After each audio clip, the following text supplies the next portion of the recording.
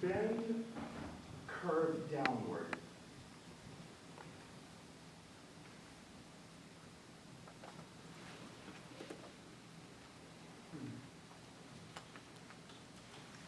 A flexible strip of wood or other material bent by a string stretched between its end for shooting arrows.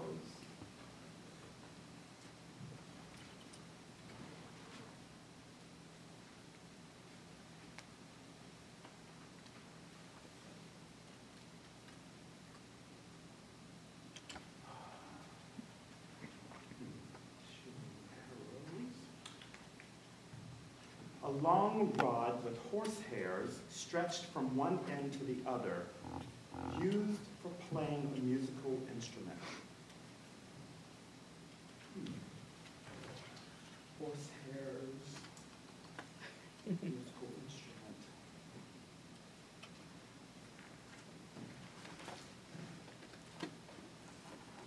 Oh, hi. Sorry. How are you doing? Good. Good. Sorry to interrupt, but I'm just trying to finish the solo. I'm doing some research, and I just thought I wasn't here alone, but now you're here. What if you help me with this research? Is that a yes? Yes. Would you agree? Yes. Would you? Okay.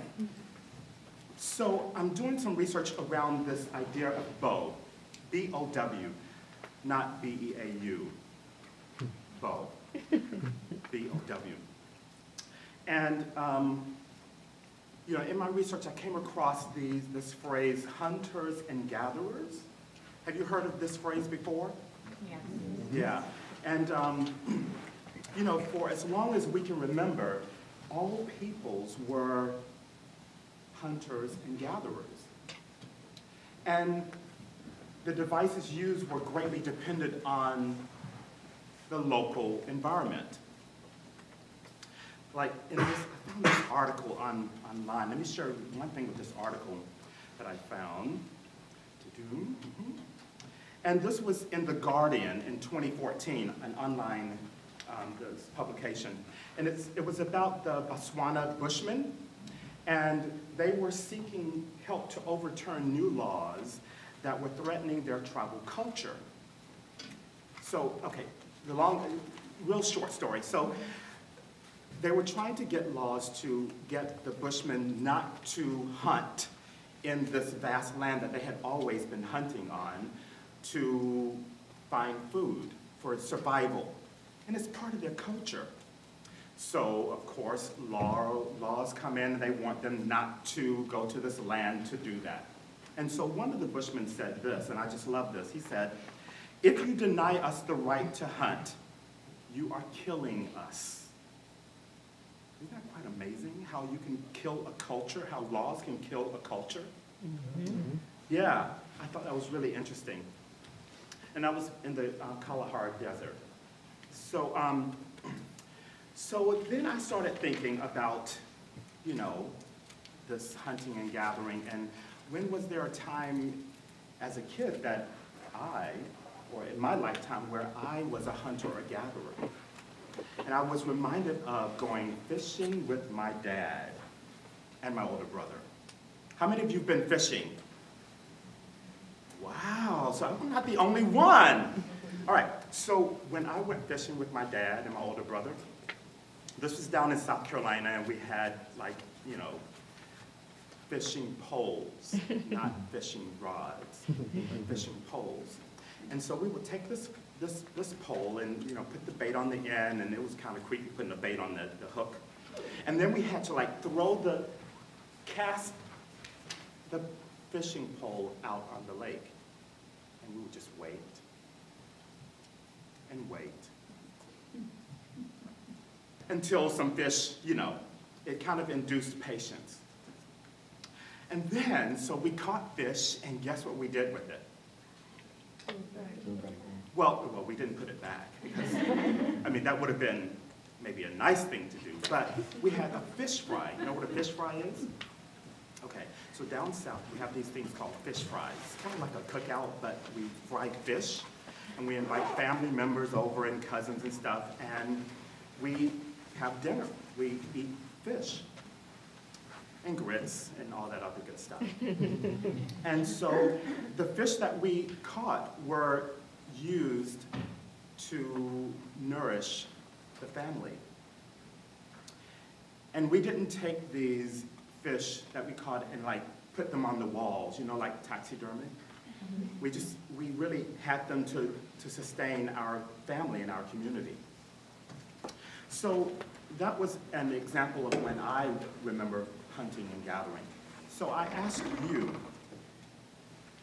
what are the ways in your culture or in your community that you hunt and gather? I'll give you a second to think about it. You have a story or a time? We have a garden, And organic soil, organic nutrients, and burns, tomatoes, lettuce, squash, beans. and how do you like get them? Wait till they're ripe and then pick them, Pick the what? the vegetables. You pick the vegetables. And what kind of vegetables are they? Tomatoes, lettuce, squash, zucchini. And are they on vines or peppers, what? Plants.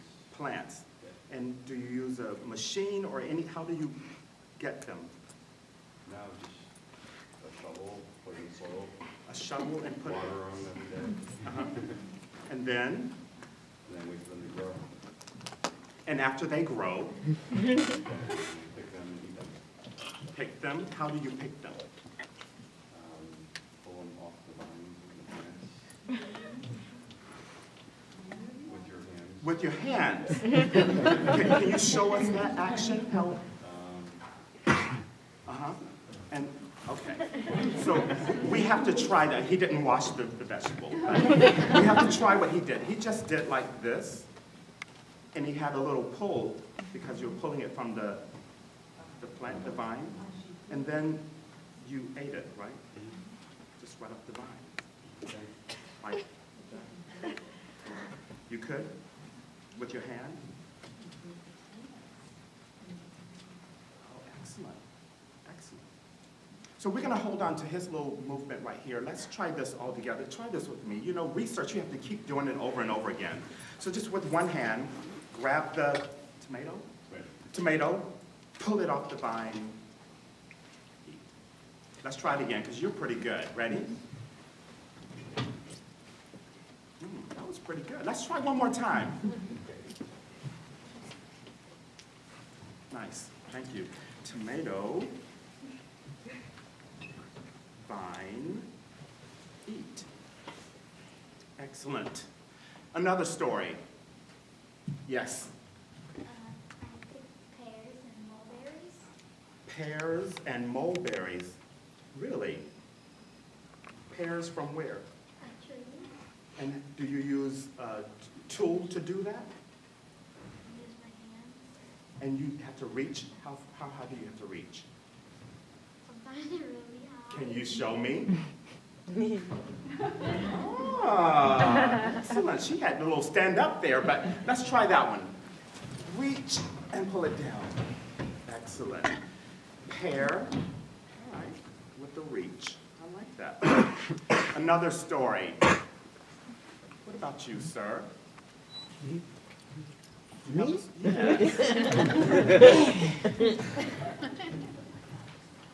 Hunting and gathering.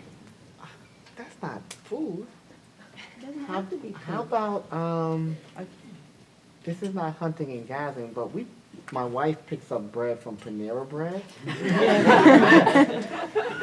She hunts for Panera Bread. Sometimes it feels like hunting. Okay, and she gets bread from there. What kind of bread is it? All kinds of bread. Uh-huh, and do you know the shape of it, the size of it? Big, loaves, Big. rolls, Uh-huh. muffins, snacks.